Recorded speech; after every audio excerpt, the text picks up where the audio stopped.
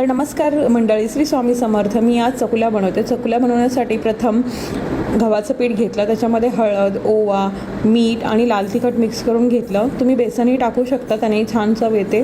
नंतर हे पीठ मी हळूहळू पाणी टाकून मळून घेतलं. मळल्यानंतर पिठाची कन्सिस्टन्सी असे झाले पाहिजे की जेणेकरून तुमच्या चकुल्या छान उत्तम होतील.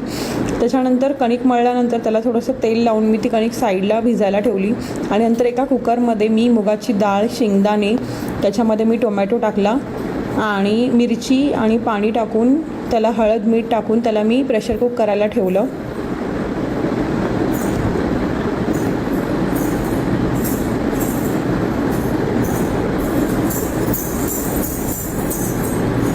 त्याच्यानंतर प्रेशर कुक झाल्यानंतर कढईमध्ये कढीपत्ता, त्याच्यानंतर जिरे मोहरीची फोडणी आणि नंतर मग मिरची, लसूण हे टाकून त्याला छान असं भाजून घेतलं. त्याच्यानंतर जी आपली डाळ होती ती फेटून घेऊन त्याच्यामध्ये टाकून दिली आणि त्याला थोडीशी उकळी येईपर्यंत ठेवून गेली.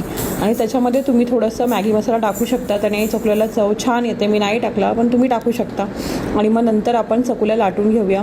त्यासाठी आपण पिठाचा गोळा घेतला एक आणि छान अशी चपाती तयार करून घेतली आणि त्याला तुम्हाला हव्या त्या शेपमध्ये तुम्ही कापून घ्या. आणि या आमटीला उकळी आल्यानंतर त्याच्यामध्ये आपण थोडे थोडे चकुल्या टाकून देऊया आणि चकुल्या छान असं शिजेपर्यंत आपण थोडीशी वाट बघूया.